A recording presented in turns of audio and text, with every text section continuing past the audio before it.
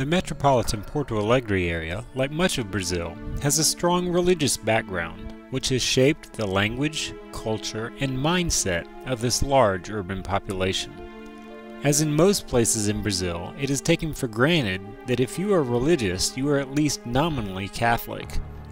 Shrines at the entrances of towns, crucifixes in public parks, images of Mary on tombstones, and even in trees in the middle of the forest, and statues of Mary that travel from business to bring prosperity are all reminders of the pervasive influence of the Catholic Church.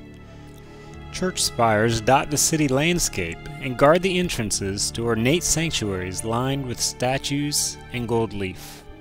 However, despite the dominant presence of the Catholic Church, it has failed to present Jesus to its members. The Christ of the Bible has been totally buried under the worship of Mary and the saints, and a host of traditions, rituals, and ceremonies. The vast majority of Porto Alegre's Catholics have not set foot in a Catholic church in years, and have little to no idea about what the Bible teaches or how to have a personal relationship with Jesus Christ. There are also several traditional religions, especially among the descendants of European immigrants. While there are a small number of Bible-teaching churches among them, the vast majority practice their religion as a part of their cultural heritage and do not have any spiritual power or life transformation as a result. They have the form of religion, but do not know the God of the Bible in a personal way. A number of neo-Christian cults have also established themselves in the city. A massive gleaming Mormon temple dominates the landscape in Porto Alegre. The Jehovah's Witnesses and the Spiritist followers of Allan Kardec, who believe in reincarnation and the channeling of the spirits of the dead, are also present. In addition, there are a number of prosperity cults promising quick and easy riches for those who give generous offerings to their church. A strong underlying current to all of these religions is the practice of witchcraft. Many people publicly claim to practice one religion, but they look for solutions to their problems in paying spiritist witch doctors to cast spells on their behalf.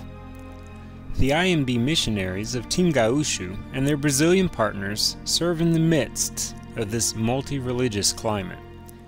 Baptist church planners Delton and Fatima are working to start a new church in the violent, drug-ridden neighborhood of Vila Jardim, which is dominated by witchcraft and sits in the shadow of the gleaming Mormon temple complex.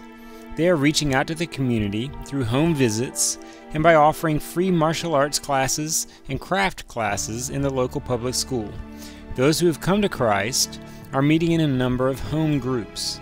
Team Gaúcho members have helped in their church planning efforts, and an American volunteer team has worked alongside of them to win a number of people to Christ. Felipe and Anna serve as Baptist church planners in the poor squatter neighborhood of Belém Velho. The neighborhood has no public services and is plagued by flooding and violence. The neighborhood is rife with witchcraft, and many of those seeking the true Christ of the Bible have been warned by the local Catholic Church to stay away from the Baptist Church. The church started meeting in the local public school, but then transitioned to meeting in the homes of members and unsaved people of peace in the community. They are active in social action projects and efforts to take both spiritual and physical help to this desperately needy community. Members of the International Mission Board's Team Gaúcho have been involved in almost every aspect of the church plant. They have trained the leadership team, prayer walked the neighborhood, helped with social action projects, brought in American volunteers to evangelize alongside the local church, been active in witnessing in the neighborhood, and planted the seeds for the current and future spread of the gospel in this needy neighborhood.